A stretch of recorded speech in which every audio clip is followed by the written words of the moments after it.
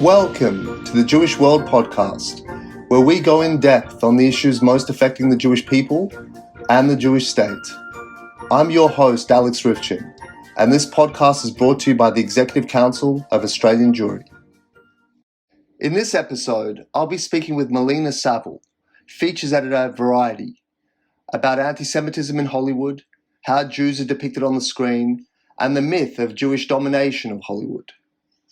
I'll then speak with Rola, Brentlin, the head of special projects at Chelsea FC, about how the European champions are leading the fight against antisemitism in football and beyond, and why the adoption of the IRA definition of antisemitism is so essential to understanding and combating antisemitism. Then I'll speak with Ross Kriel of the Dubai Jewish community 1 year after the signing of the historic Abraham Accords.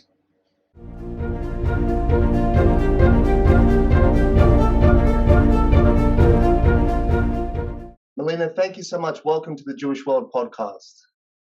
Thank you so much for having me. It's a great pleasure. You wrote a wonderful piece for Variety in June called Too Jewish for Hollywood, in which you looked at a number of fascinating and really critical issues, including anti-Semitism in Hollywood, how Jews are depicted on the screen, casting of non-Jews to play Jewish characters. I just want to unpack some of these really important themes. Regarding, firstly, the idea of Jews controlling Hollywood, and this is something that we hear a great deal and we've heard for many years, and it's often even expressed in the form of a compliment. And firstly, this involves people counting Jews, looking for Jewish surnames and the rest, which is in itself pretty creepy and malicious. But the idea of control, it goes beyond even that, doesn't it? It suggests that if you have a multiple of Jews on a board of a company or in an industry or a government department, they will inevitably conspire, manipulate, deceive, undermine, when in reality they probably don't even know each other, have different political and religious views, and have different aims and interests as people do. How much have you encountered this sort of view of Jews controlling Hollywood? And does it stem from naivety or ignorance, or is it something more sinister? You know, I can't speak for those that that prescribe to this, age-old stereotype. So I don't know what their motivation is. So I think a lot of it is ignorance. It comes from somewhere. It's certainly not an original accusation. It's something that I've heard quite a bit. So it's nothing that they've come up with on their own. It's something they've heard and they're mimicking. Maybe it comes from a place of their own frustration. You know, who's to say? I can't really take anybody else's inventory. I just know that I have been in the presence, and I talked about this in the article, of people saying it to me. And, this might be a simplistic way to express how it feels, but anytime I think that I've been othered or lumped together, anytime anyone has made a sweeping generalization about being Jewish and what that means and what Jews do, generally, it just does not feel good. It always does something to me wherein I don't feel good about it. I feel bad. I feel othered. It makes me feel a little sick. It's depressing. This is my visceral response, to when someone's. And so it's not even something, I don't know if I can articulate into words. I don't like it. It makes me angry. It makes me, it does come from a place of ignorance. We know that Jews came to Hollywood, and a lot of, many of the motion picture studios were founded by Jewish people who were immigrants. They weren't allowed into various other industries. There's lots of reasons that they founded Hollywood. They wanted to take part, they wanted to realize their version of the American dream. Right. But it's just, what's interesting, I guess the thought that kind of leaps to mind when you just asked me that is, a lot of times I have been in the presence of people that I don't want to kind of quantify success by necessarily how much one is paid or whatnot, but I think it's important to note that a lot of times I've been in the presence of people who have said something like that to me, like Jews control Hollywood, by people that are doing so well Yeah. in the business. I mean, I'm an entertainment journalist. I'm a staff journalist. I love what I do, but the idea that me as a Jew would have control over an industry in which, let's say they're a big producer or they've made several films. It's just illogical. There's nothing logical about this kind of brand of anti-Semitism. They're living in so many ways a far more glamorous life than I am. So it's odd to hear someone to kind of say that they clearly have so much more control than I do as a journalist whose primary goal is to pursue the truth and capture the truth of what's happening in the world with facts. And so that's always been really weird and odd to me when I've been in the presence of people not that are feeling down on their luck or they haven't made it, but people in fact that still feel the need for whatever reason to kind of point out that it was so much. I don't know what their point is, that it was harder for them to have control. I don't know. It's just such an old, trite, tired stereotype. And I think I hear it and I also feel, wow, this person is either very resentful or angry or just stupid or ignorant, It's never anything good, Yeah, I think you nailed it there. I mean, we can try and kind of intellectually unpack where they're coming from and why they think these things. But I think so many of these anti-Semitic stereotypes have been so embedded and regurgitated for centuries that people just think it and feel it and don't even know why anymore. Yeah. I mean, that's really troubling. It makes it so hard to combat. Yeah, I absolutely agree with you. I don't know if there's a lot of thought process that goes into further disseminating any sort of stereotype. I tend to think there's not a lot of thought necessarily that goes into it. I don't know. Yeah. I want to talk about how Jews are depicted on the screen. This is another theme that came from your article, and how the impact this has in shaping the way that the public perceives Jews and views them, for better or for worse. And again, in your article, you talk about a number of Jewish characters that have appeared in TV and film over the years, whether it be every Woody Allen character or surrogate characters played by Seth Rogen, the nanny, Jerry Seinfeld, Larry David. Obviously, there's been a multitude of Jewish characters, but do you see a problem in how Jews have been depicted on the screen? Yeah, I think a lot of it is, the idea, a lot of Jews are depicted in a very kind of cartoonish, caricature-esque, they're portrayed as caricatures, a lot of it is about the hand motions and, maybe it's about a bagel or maybe it's about, a common kind of Jewish trope that for whatever reason is, sticking around. There's not a lot of nuance, I think, in the way Jews are portrayed on screen in the large and whole. And, I wrote about this and there's a few shows that I think do it pretty badly. There are some shows, I talk about Shtisel in my my piece because, it is an Israeli show and it is about Jews living in the Haredi Orthodox community in a neighborhood in Yerushalayim, in Jerusalem.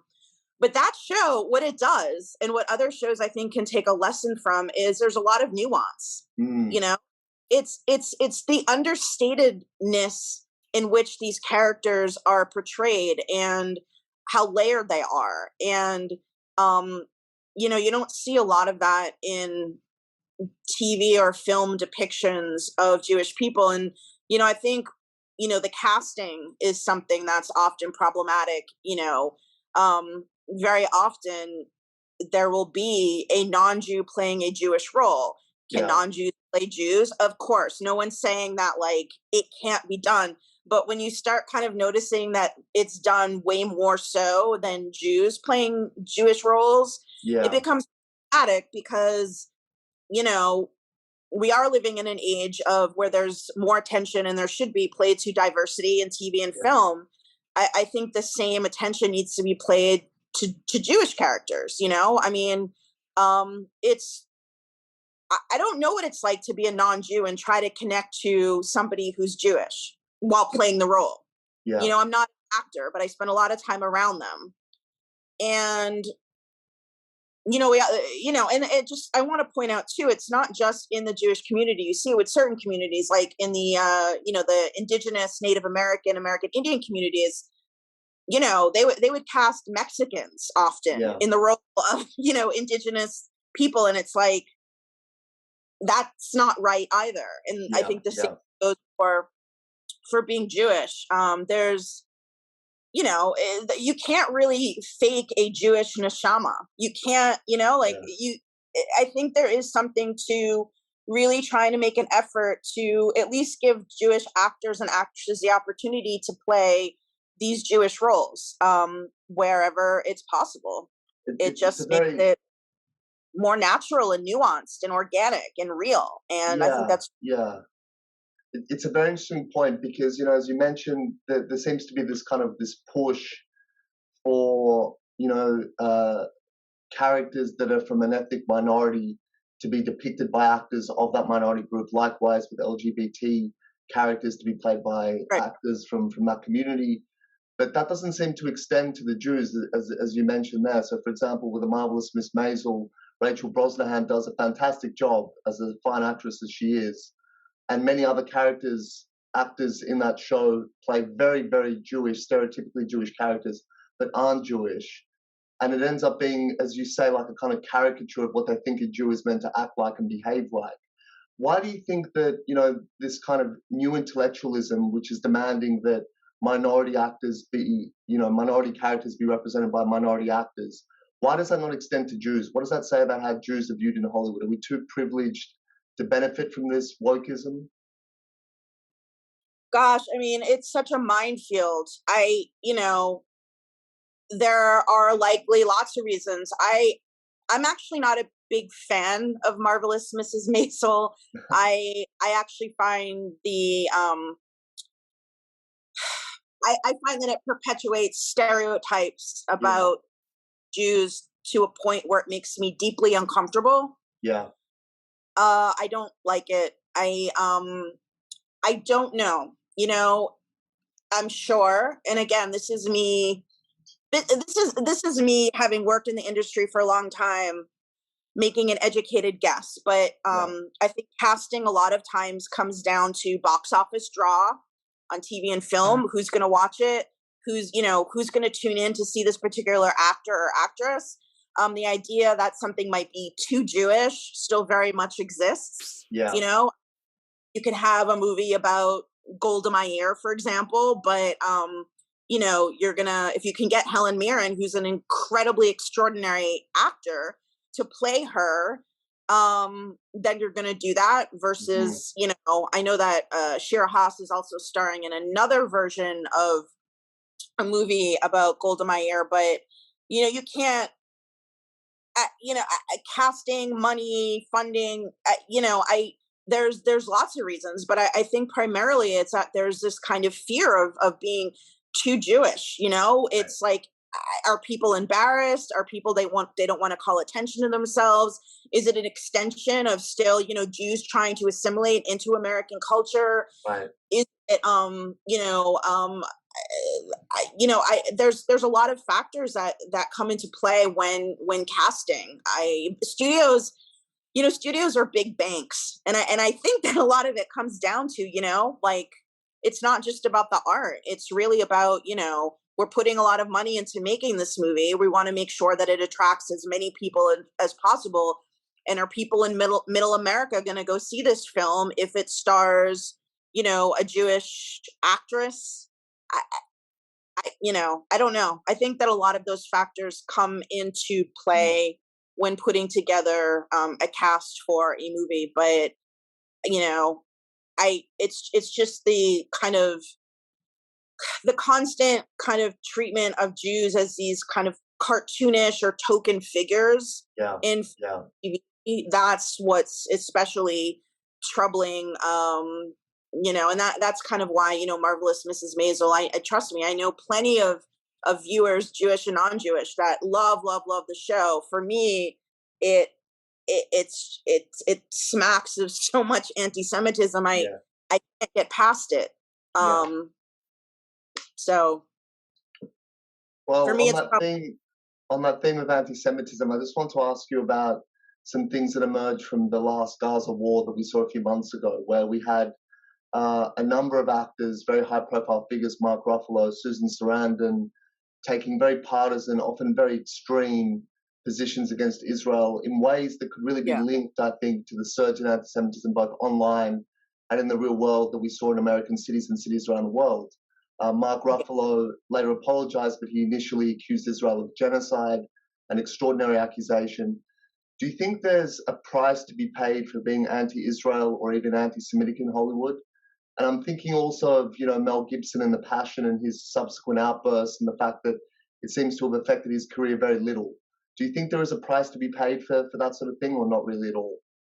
I haven't really seen anyone having to pay a price. I mean, have you? I Mel Gibson, after he, went on that, anti-Semitic rant, several years ago, I mean, he eventually, he went on to make films that were very well received, Oscar nominated. I haven't seen any fallout from somebody saying anything anti-Semitic. There's been a few slaps on the wrist. I don't know if Mark Ruffalo made that apology because his PR team suggested that he did, or the studio suggested he did, or what happened. I wasn't in that room, but it feels pretty disingenuous. And then, but where I go is, I think it's, my first question is, how much time has someone like Mark or Susan spent in Israel? How much time have they spent in the West Bank? How much time have they spent in Gaza? Generally, the answer is 0. Less than 0. So it really, I think, I don't know if it has, so, you had mentioned that the internet, it plays a large role in this, and it does, but at the same time, these are, I think it's, there's this wokeness, which isn't on the face of it a terrible thing, but it seems to only apply to, in so many ways, to Israeli politics. I don't see a lot of people, and I'm very much, I don't want to go into politics, but I'm pretty liberal, and I, I'm a registered Democrat and whatnot. So, but that aside, like, it's more like, they're not up in arms about what's happening in Syria. Even Mark, they're not up in arms about what's happening in China. They're not using their voices to the same extent when it comes to so many atrocities that are happening around the world. They're specifically taking aim at Israel without the benefit of having lived there, been there, maybe spent time amongst Israelis or even Palestinians. I don't see this as problematic for Israelis. It's also problematic for Palestinians who, are living under the rule of Hamas. And, a lot of times, the boycott movement, BDS, it doesn't take into account that who does it hurt? Much of the time it hurts, Palestinians that are working, in, Ben and Jerry's, for example, what I mean? You're boycotting an ice cream store, and, who are the workers there, but they're primarily.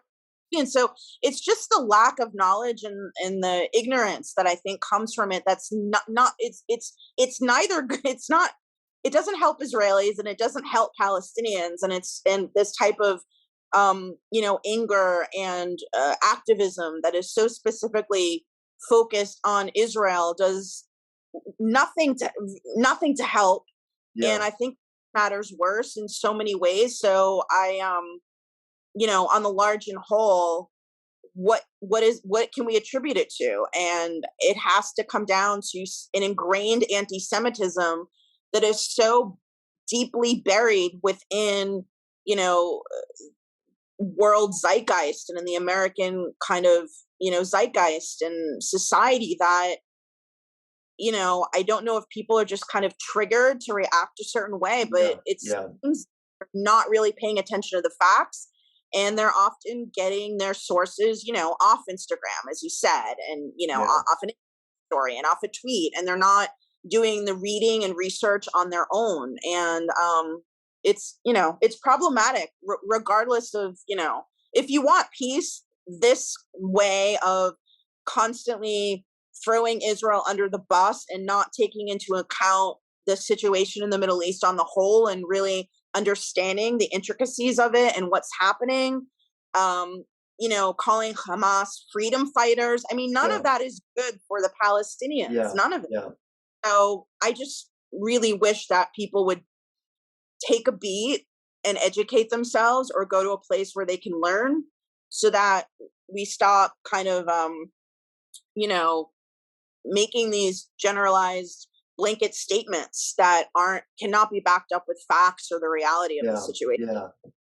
Yeah, I think, as you were describing the kind of thinking, the mentality that spawns these sorts of tirades from actors on social media, I was thinking about your initial remarks about, it's difficult to know what's in someone's heart and mind and what motivates them at a point in time. But, a lot of these views of Jews as being all-powerful, controlling, sinister, bloodthirsty, again, they've been so deeply ingrained in people's psyches over centuries. They don't know where it comes from. They don't know how to rationalize it. They just feel it in a certain way.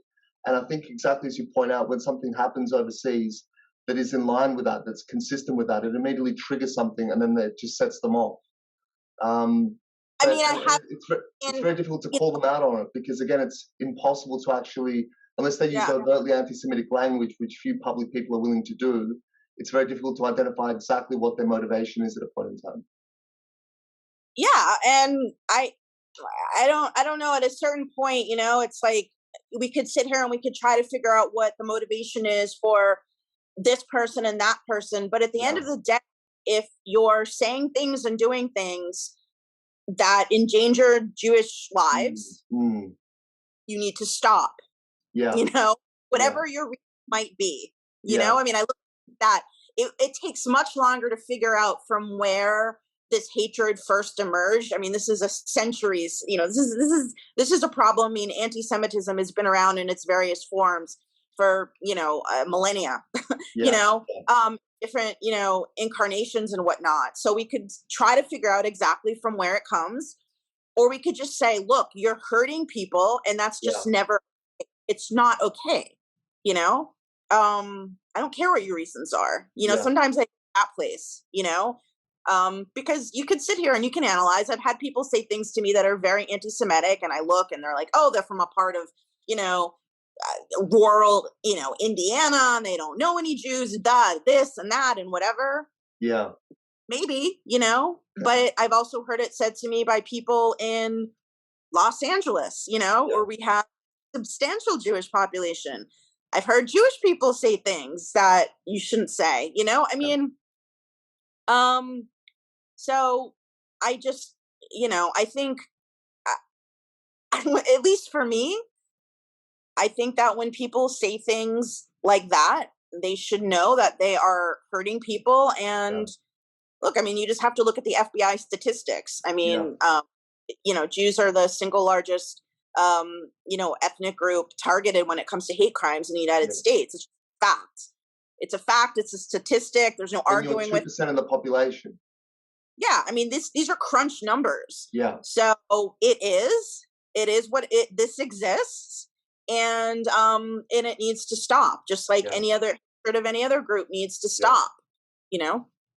And the flip side of all this is that, there are very few Hollywood figures that seem to speak up in support of Israel, particularly when it's being, so widely maligned online and in the public sphere. And for example, we saw during the last war, the Actors Union in the UK blatantly taking a position and calling upon its members to march in support of the Palestinians. And there's been talk about a blacklist of actors in the US and the UK that are considered to be Zionist or pro-Israel.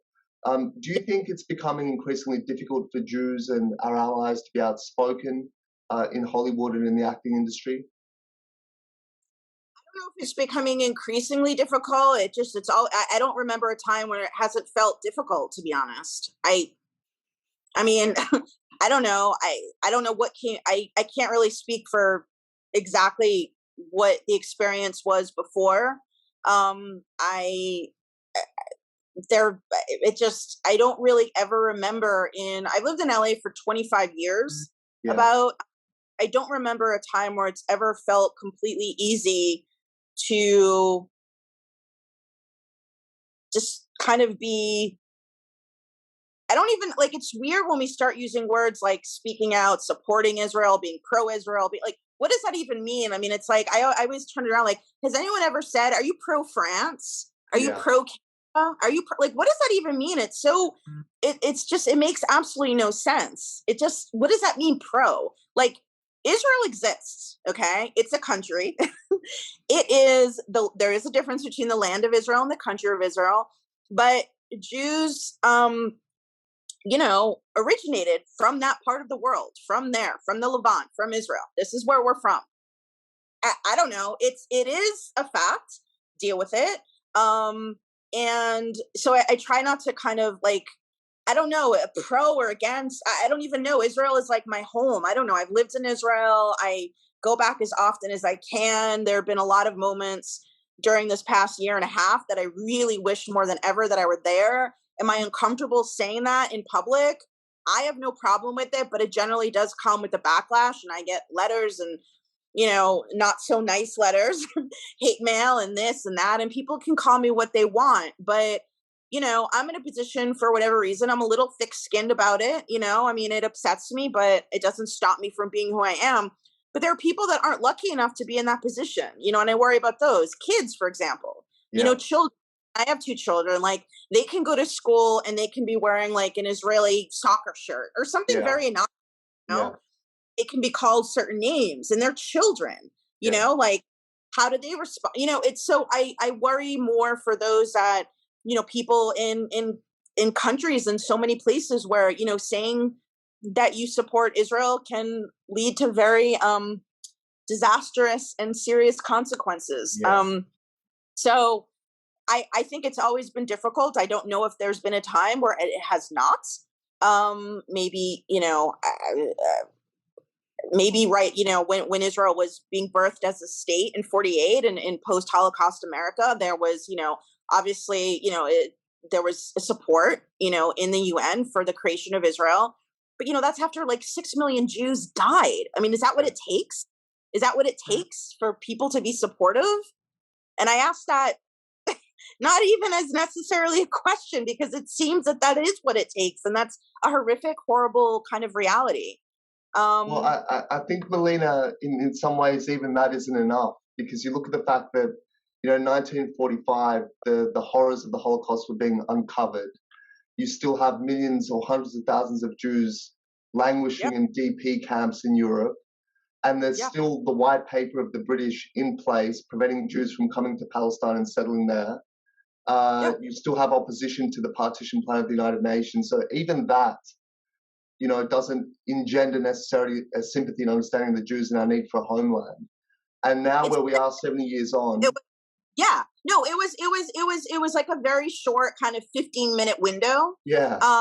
Look at, refuse Nixon, former Soviet Union. I mean, it's, I mean, look at the survivors of the Holocaust that are, mired in poverty, living in Ukraine and parts of Russia and Eastern Europe, that have no money for bread. I mean, there are people that have survived the Holocaust that are literally living in squalor, that are completely ignored.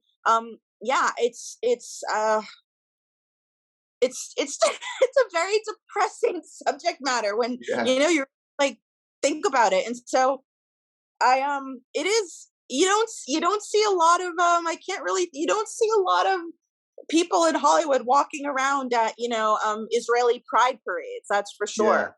I didn't think we'd go into such dark and depressing places in a conversation about Hollywood, but here we are. So maybe let's finish on something more positive. In terms of you spoke about Shtisel, and there've been a lot of great shows and very successful commercially shows coming out of Israel.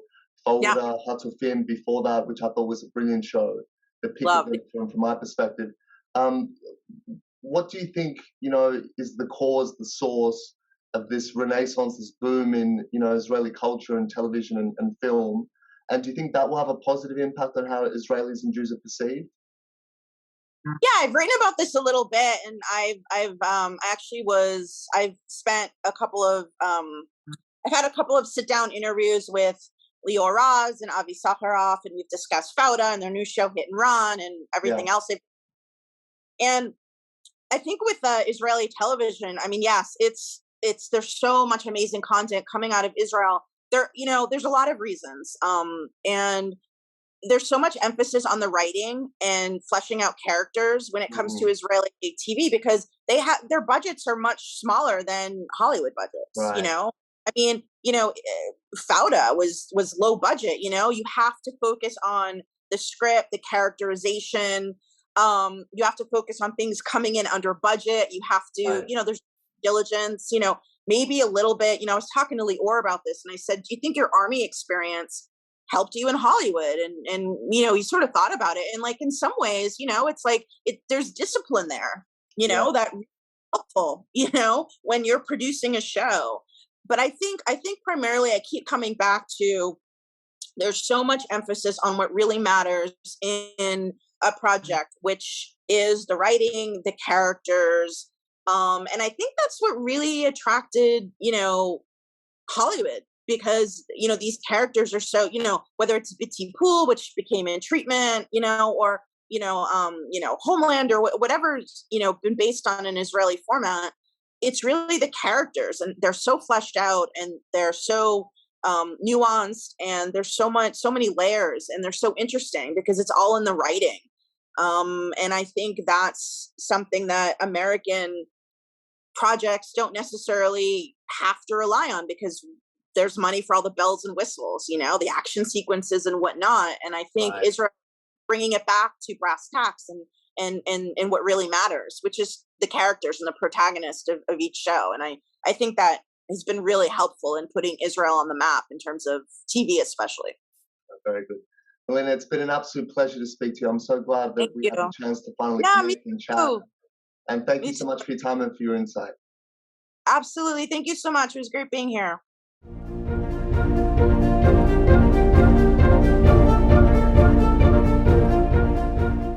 Rola, Brentlin, welcome to the ECAJ's Jewish World podcast. We're absolutely delighted to have you.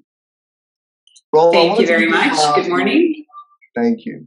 I wanted to begin by asking you about Chelsea Football Club's leadership in combating anti-Semitism, which means so much to our people and to me personally as a lifelong Chelsea fan and member. A few years ago, the comedian David Baddiel, who's also a Chelsea supporter, he wrote the film The Y Word, which starred Chelsea legend Frank Lampard. And that really threw light on the continuing use of anti-Semitic chants in football, including ones that mock the Holocaust, at a time when racist chants directed against other ethnic and minority groups had fortunately passed into history. And we've also seen Chelsea's Say No to Anti-Semitism campaign.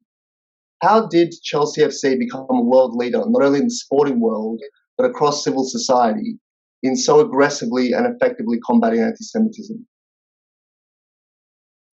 Well, first of all, thank you for those kind words. And it's always highly appreciated when, you know, our campaign is noted, especially from both the fan and the community.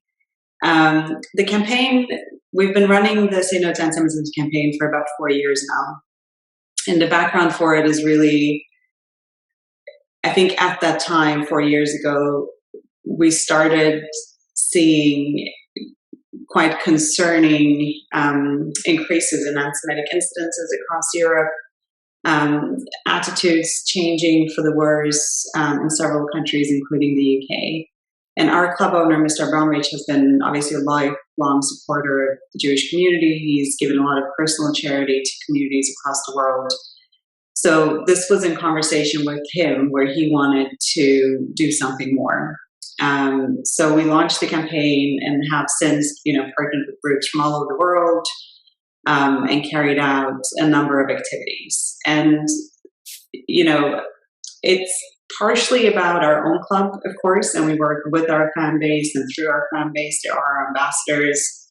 And I think that's how we can really make a difference in society. But I wouldn't say it's, it wasn't because Chelsea has a specific issue. I think football is a reflection of society in general. If you have anti-Semitism in society, you will see it in football as well. So we're trying to both kind of tackle the world of sports and of football and try to make anti-Semitism as normal to speak about as racism. This is something, it shouldn't be hidden only in that word. This should be a separate issue that should be addressed, but also trying to reach the wider society. I think we are a quite unexpected player in this field, and that I think gives us the opportunity to catch the attention of young people around the world, which is what we're trying to do.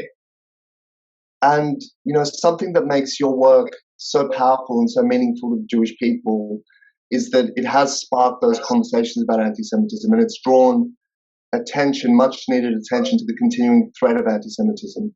And those of us who analyze anti-Semitism and advocate for the Jewish people, we've been greatly frustrated by what's a real indifference to anti-Semitism, as though it's a lesser form of racism, when in fact we see, for example, in the United States, 58% of religiously motivated hate crimes target the Jewish community, even though they make up just 2% of the population. While in the UK, there were 460 anti-Semitic hate crimes reported in just the 1 month period from May 7 to June 6. Have you encountered any criticism or even hostility for so publicly standing up against anti-Semitism? Well, since we launched the campaign, initially when we launched the campaign and in conversations we had with people outside of the clubs, there were definitely concerns raised to say, well, how are you going to tackle this issue? How are you going to talk about Israel? And I think people make it out to be extremely complicated for a non-Jewish group to operate in this field. And I think it's honestly not. We've had no backlash over these years. Our players, whenever we've done something, and I think this is important to remember, we don't just launch a campaign from the club and hope that, people will go along with it. Obviously, we did a lot of pre-work. All of our teams, the men's team, the women's team, the academy met with Holocaust survivors. We had all our fan groups meet with Holocaust survivors, with different organizations in the community. We had open conversations about, what is the issue? Why are we doing this? How can we help? Why do we need your support? So I think when we launched, it was really a club effort because all parts of the Chelsea family were on board. So I haven't really seen anything except for this year. I think the conflict between Hamas and Israel earlier this year did spark, as just horrendous attacks across, I think, most European capitals. I'm sure in Australia as well. Yeah. In the UK, the CST reported a 500% increase in Semitic incidents, and that targeted the club as well. So the club owner was, personally targeted on social media. We had a demonstration burning Israeli flags outside of the stadium. But in hindsight, I don't think that should scare people away. Yeah, there were some comments, there was some demonstration, but this is not the end of the world. We have to address that. You have to be able to speak about anti-Semitism also when there is a conflict. You can't just go silent, because regardless of what's happening in the Middle East, it never justifies you to beat up a rabbi in London. Like that is not a controversial statement to make. Right. And I think that's kind of trying to be my message and our message, that nothing is going to, if you enter this debate, you can manage these issues. When it comes to Israel, we've signed IRA. All of the Premier League signed IRA. Yeah. It's absolutely clear there how to approach this. You don't have to go into, issues beyond that. So I think people and organizations outside of the community are scared of getting in. They're scared of being criticized, that it's very politicized. But if civil organizations, clubs, all of society doesn't enter this debate, we're actually allowing it to be politicized and weaponized, and that's the worst thing that can happen to it. So I think we're an example of, do it, you're going to be fine, nothing is going to happen to you. You can stand up for what is right, and if you do a proper groundwork, your fans, your players will support you. That's a terrific approach. And you mentioned there the adoption of the IRA definition, the International Holocaust Remembrance Alliance definition of anti-Semitism. And Chelsea was the first sports team in the world to adopt it. And then the Premier League followed suit, which again shows Chelsea's leadership in this field. How important do you consider the IRA definition to be in understanding modern anti-Semitism as a way to then effectively fight it? I think it is very important because I think, as you say, unless we all can agree on what is anti-Semitism, it becomes very hard to tackle it. And I think it's good to have, rather than having a very destructive debate on what is anti-Semitic or not anti-Semitic, I think it's good that there is this declaration that's been developed over years and years that the governments have signed up to. It's clearly not a political or, left-right type of document. I think it's good that it exists because it kind of ends that debate. Like, this is what we all agree to, and this is what we're going to fight and try to tackle. So I think it's a very important document. I think also with IRA, why would a club sign IRA? Well, anti-Semitism is not an issue for the Jewish community to solve. It's an issue for all of society to solve. And sports is a huge part of society. So I don't see why sports or universities or anyone else in the civil society wouldn't sign on to something like this and be part of that work. It's also very useful if you are a club listening to this by any chance. If you have incidents online among your fan base in your stadium, IRA does provide the tools to determine, if an incident is anti-Semitic or not, and how to address that. So, especially if you're just starting out and dealing with these issues, I think it is a quite useful tool for organizations to have who might face something internally as well. Indeed. And Chelsea's also partnered with the Peres Center in Israel in a coexistence program for Jewish and Arab children, which is so generously funded by Chelsea owner Roman Abramovich. Rola, tell us about this program and the impact that you hope it will have. No, it's really an incredible program. It all really started in 2019. Mr. Abramovich invited the women's team to go to Israel. And the point of that trip was kind of twofold. One was to promote women's football and try to help and partner with the women, the Israeli FA and the women's team there. So they played a game against the national team and did lots of work with the FA and others to try to promote the game and see how we can help them progress it. And the second part of the trip was to do community work. And the type of activities we wanted to do was to really use football to bring together communities. So we had, at that point in 2019, Palestinian, Muslim and Jewish girls coming together to play football. And it was, we stayed in Israel for about 5 days. And I think those sessions left, all of us, that's what we remember the most, because you see these girls, they speak different languages, to be remembered, right? And they probably come, from their homes thinking maybe not necessarily bad things about each other, but they're not really used to interacting with each other. So they're a little bit hesitant. And then as soon as you get a few coaches and a ball in the middle, you don't really see who's who anymore, and everything is mixed up. And football really has that power because you need to rely on your teammate, you need to work together if you want to win. So whatever differences you have to disappear, because otherwise you can't work as a team. So it was really incredible, and the team truly enjoyed it. Emma Hayes was there coaching these girls, and many other team members. So after that, we immediately started discussions with the FA and the Peres Center about how can we expand the programs you guys have. How can we bring the Chelsea model to it? Because in the UK, we have about 1 million kids who go through our programs each year. So we have, a professional coaching model and how we include diversity workshops within that. Then the pandemic hit, so everything was kind of paused for a while. But as things are, reopening, we're now finally ready to do this.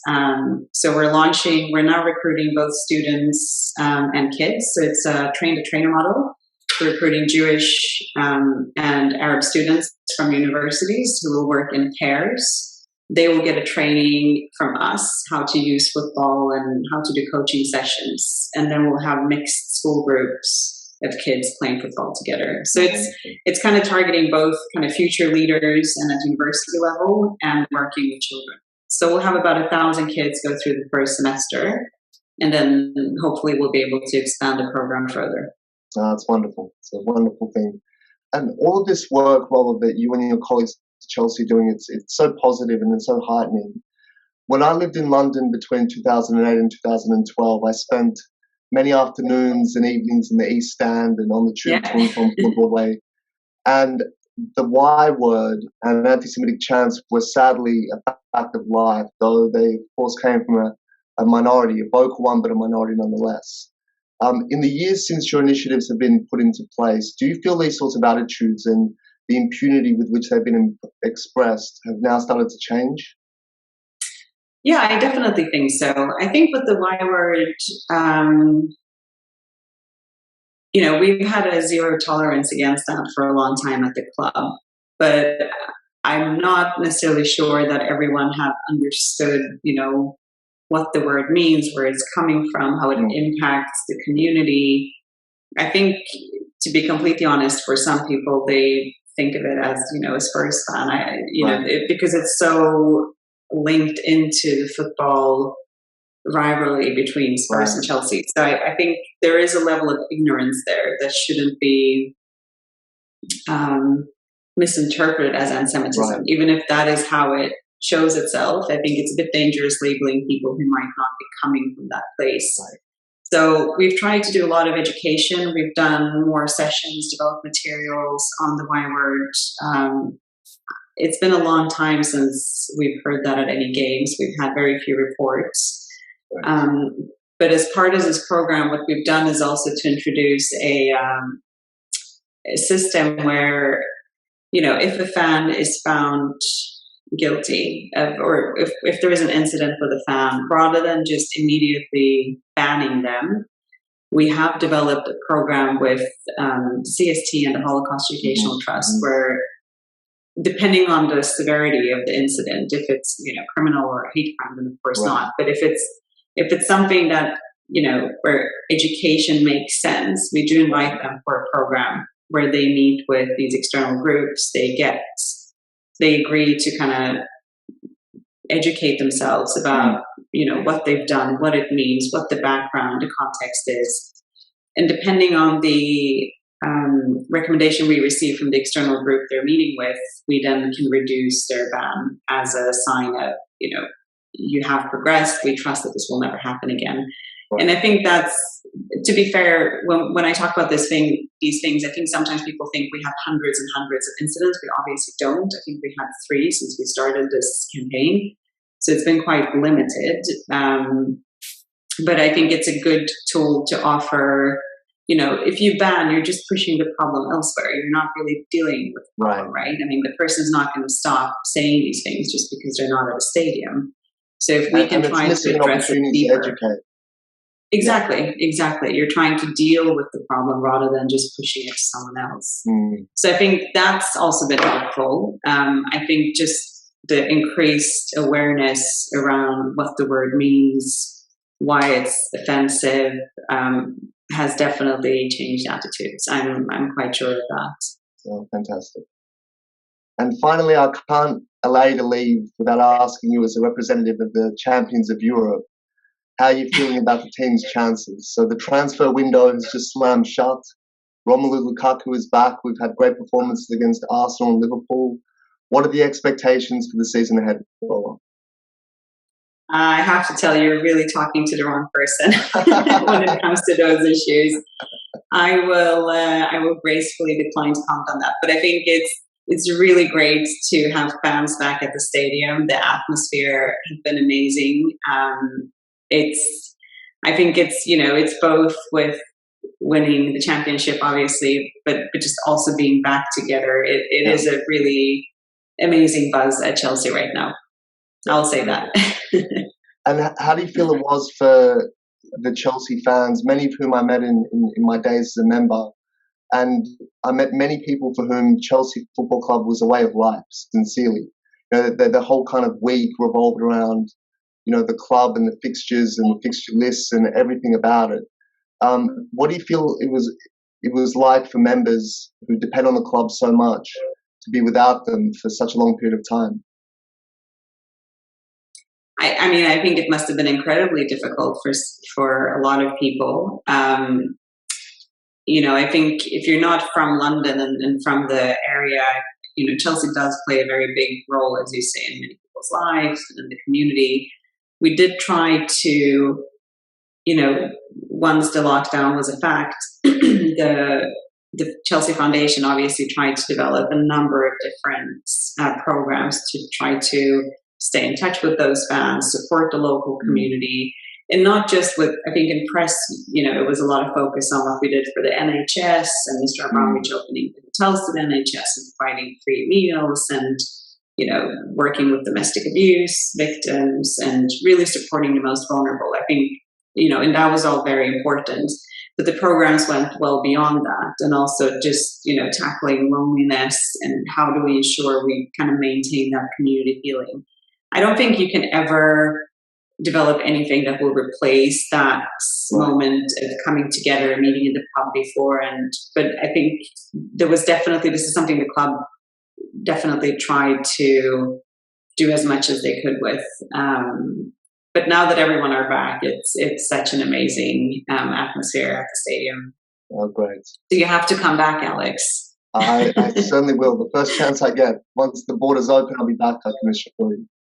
Rola, I want to thank you for joining the CAJ's Jewish World podcast and to convey our sincerest gratitude to you, to CEO Bruce Buck, and of course the owner Roman Abramovich for showing the way in the fight against anti-Semitism. It's been a great pleasure speaking with you, and I wish you continued success in the wonderful work that you do. Thank you. Thank you very much. Thank you for having me.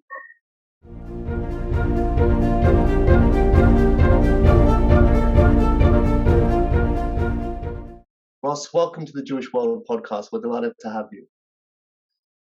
Thank you, Alex. It's a great pleasure to be here. Cheers. Ross, tell us about the history of the Jews in Dubai and the Emirates in general. How long has there been a Jewish presence there? How did they come to be there? And tell us a bit about what life was like there over the years. So our community is approximately 10 years old. Although we've had members that have lived here for 30 or 40 years, grew up in the Emirates, speak the local Arabic dialect, Khaliji, etc. Most of us are expats that came to Dubai and Abu Dhabi to work. And people often ask me, why do you want to be there? Well, the truth is that Dubai is an amazing city for Jews and always has been. It's a place of immense economic opportunity and economic dynamism. It's a central point for commerce, but also logistics. This is exactly the kind of place that you would expect Jews to be. And of course, historically, pre-Abraham Accords, we were reluctant to come here. But nevertheless, there were hundreds of Jews living here. The community went through various phases.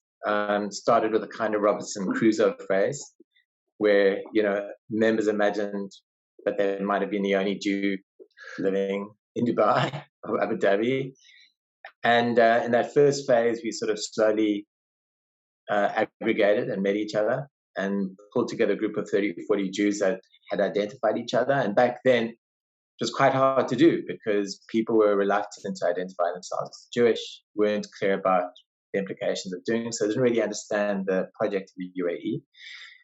When I arrived here with my family in 2013, I arrived just before Rosh Hashanah, and the person that was convening the community said to me, "Can you host Rosh Hashanah?" I'd been in town for 2 weeks. And I said, sure.